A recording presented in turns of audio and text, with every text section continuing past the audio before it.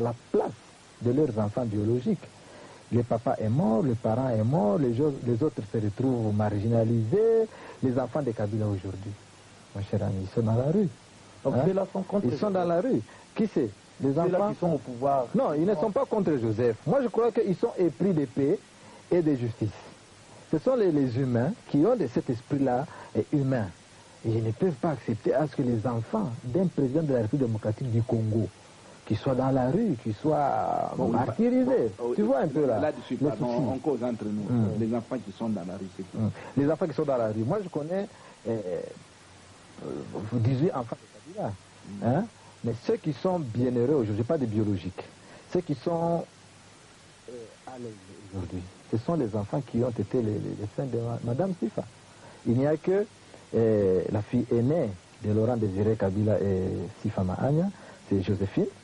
Après, il y a Cécile. Après Cécile, il y a Masengo. De Masengo, on voit Magui, on voit Kiki. Je ne sais qui encore que j'ai oublié. Ce sont des enfants qui sont au palais des Marbles, qui jouissent du bonheur, de l'héritage laissé par Laurent Désiré Kabila. Bon, mais on a parlé d'un certain chose. Une fois vous quittez un peu le palais des Marbles, oui. Regardez tous les enfants de Kabila. John Kabila se retrouve aujourd'hui aux arrêts.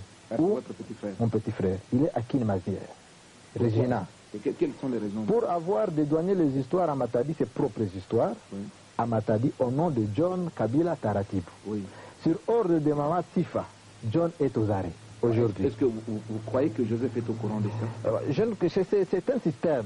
Il peut ne pas être au courant. Il n'est pas d'être au courant de tout. Mais écoutez, pourquoi les parents là, qui sont au courant qu'il y a d'autres, parce qu'ils sont friqués aussi, s'ils ont dépensé autant d'argent, pourquoi ces parents ne prennent pas une maison ou bien eux n'aident pas l'autre membre de la famille plutôt que d'utiliser... Bon, bref, moi je crois que je vais parler un peu de l'histoire des enfants de Kabila. Oui, ça c'est John d'abord qui est aux arrêts. Oui. Vous voyez Oscar qui est dans la commune de Lingwala, adopté par un pasteur. Il y a José qui passe une vie de misère à Makala. Aimé Kabila. À Makala? Pardon, dans la commune de Lingwala. Il y a Aimé Kabila qui est à Bandal, il est locataire. Si on parle de Hortense Kiba, de Jeanne Mafika, elle est à Lubumbashi, il y a Mado, il y a Gertrude, tous sont dans la misère. Donc, bref, si je comprends bien, ce sont les enfants de quelqu'un qui a assumé les plus hautes fonctions. À sa mort, il y a quand même, je crois Francis, c'est ça le problème. Et puis il va oser, Madame Sifa Mahania va oser de dire à la famille que Kabila est mort pauvre. Pendant que nous connaissons que Kabila n'est pas mort pauvre. Kabila a eu à investir. Non, de toutes les façons. Pauvre ou pas, il était chef de l'État. Chef de l'État. Et c'est le premier fonctionnaire, c'est le premier magistrat du pays. Il a ce qu'on appelle les émoluments du chef de l'État. Je crois que là, Francis, vous comprenez un peu le souci d'Étienne. Comprendre, oui, mais je peux lui répondre que Kabila était un fonctionnaire comme tous les autres fonctionnaires, impayés comme les autres qui sont impayés aussi. Non, Kabila n'était jamais impayé.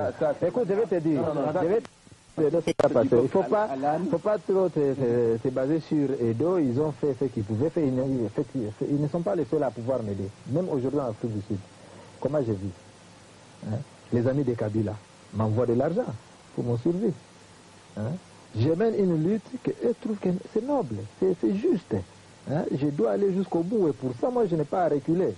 Je n'ai pas à reculer, je dois aller jusqu'au bout. Moi, je dois chercher à savoir de qui Kabila a été assassiné. C'est un droit, le plus dur. On peut tout faire, on peut tout oppresser, on peut faire n'importe comment pour ça. Je dois aller jusqu'au bout. On peut manipuler la famille, puisque je sais qu'il y a une campagne de diabolisation à Kinshasa. On dit voilà, ce n'est pas l'enfant de Kabila. Cela ne me fait absolument rien parce que ne me fait pas mal. D'autant plus qu'ils n'ont aucun pouvoir de pouvoir soutirer le sang de Laurent dans mes veines. Ils peuvent tout faire, ils peuvent falsifier les documents, ils peuvent faire passer les tantes, ma petite soeur qui passe, moyen-âge, je ne sais pas, autant d'argent, voilà, il faut renier Étienne, ça ne va rien changer. Moi, je vais aller jusqu'au bout. Moi, j'ai une question qui me préoccupe. Qu'est-ce que vous pouvez argumenter, par exemple, ou bien démontrer comme preuve que ces gens vous ont réellement aidé? Par exemple, une conversation ou quelque chose, il m'a remis l'argent dans tel endroit, j'étais avec telle personne, ou bien un témoignage, un support, quoi. Vous voulez avoir des preuves? si possible. En fait, moi, cela ne m'intéresse pas beaucoup. Moi, ceux qui m'ont aidé, je suis reconnaissant envers ceux qui m'ont aidé. Et ceux qui continuent à m'aider, je suis encore reconnaissant. Si je parle des dos, je parle de la dame chinoise, je parle des Kazari, c'est plus qu'ils ont voulu marchander avec mon nom. Ils ont joué les deux, ils vont du côté de l'opposition, ils ont l'argent, ils reviennent chez moi. Finalement, ils ont compris que je n'étais pas si malléable, parce que j'ai tenu mon point de presse, parce que j'ai un idéal. Qui a financé les enfants de Kabila, bien que les enfants ne vivaient pas ensemble, mais les amis de Kabila. Chacun connaissait tel c'est l'enfant de Kabila, tel c'est l'enfant de Kabila. Donc nous étions avec eux ensemble. Il n'y a pas que Kazadi, plusieurs généraux, ministres, j'étais avec eux après la tenue de mon point de presse à Kinshasa. Mais vous avez traversé en pirogue avec Edo ou bien un seul? J'étais dit que moi je n'ai pas traversé en pirogue, mais j'ai marché sur les eaux. Oui. Non, mais donc c'est pour dire que... Moi, ce que je peux vous demander, je peux dire aussi, c'est que au jour d'aujourd'hui, ceux qui sont contre, par exemple, l'actuel chef de l'État, c'est aussi les membres de la famille, comme vous le dites. Mais vous croyez qu'une fois aujourd'hui, Joseph lâchait le pouvoir, parce que je crois que s'il est au pouvoir aujourd'hui, c'est pas par héritage, c'est parce qu'on a trouvé qu'il était compétent. Mais si avec il lâchait le pouvoir aujourd'hui, vous croyez que quelqu'un d'autre, à supposer que Jean-Pierre Mbemba prenne le pouvoir, vous croyez qu'il va vous faciliter la tâche, vous aussi, de la famille Kabila, à bénéficier des mêmes droits ou bien ce que vous croyez avoir?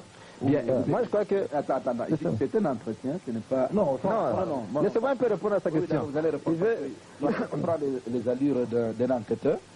Oui, c'est ça justement. Non, c'est bien. Je veux dire ceci. Je veux dire ceci. D'abord, sur les conditions de traverser et pour venir ici. Ça serait, je crois, un peu maladroit de sa part de dévoiler toutes les cartes et toutes les complicités dont il a joui parce qu'il tenait à aller à l'extérieur. Mais on lui a dit, avant d'aller en Europe, passons par l'Afrique du Sud, il y a ça.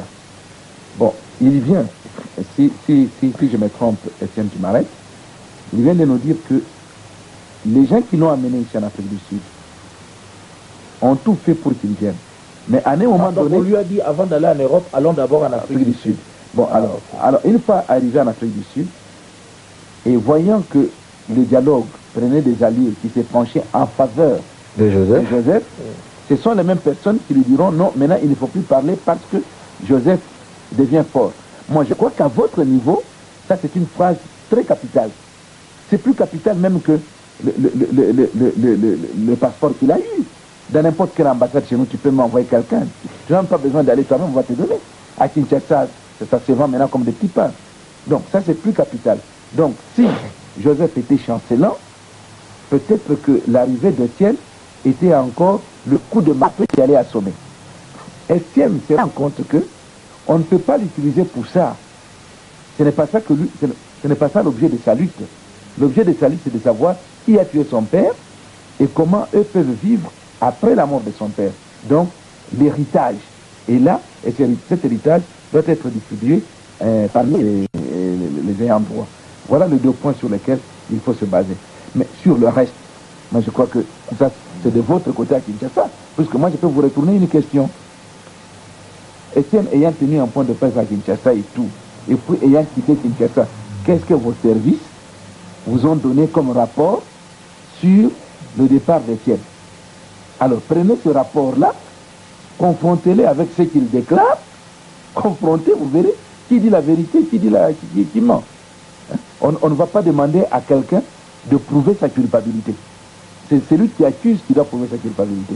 Alors lui ne veut pas dire quelle est la pirogue qu'il a donnée. Alors s'il a cité 3 personnes, je résume pour votre meilleure compréhension, il vous dit qu'il a cité les 3 personnes parce que les 3 personnes l'ont aidé et puis à un moment donné, non laissé tomber en disant ah non on n'est plus preneur, on rentre notre camp, le bateau ne va plus chavirer.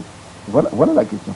Oui, mais c'est ce que je lui ai posé comme question, c'est-à-dire qu'en dehors de toute autre préoccupation, c'est que s'il dit que Joseph Kabila est son frère, maintenant ceux-là qui travaillent avec l'actuel chef de l'État sont contre l'actuel chef de l'État. Pour ça, je lui ai posé la question. Donc lui aussi, qu'est-ce qu'il pense si par exemple, en étant contre lui, on le chasse du pouvoir, il laisse le pouvoir à quelqu'un d'autre? Est-ce qu'ils vont continuer à bénéficier de ce qu'il réclame? leur aujourd'hui, ou bien ils ont une garantie quelque part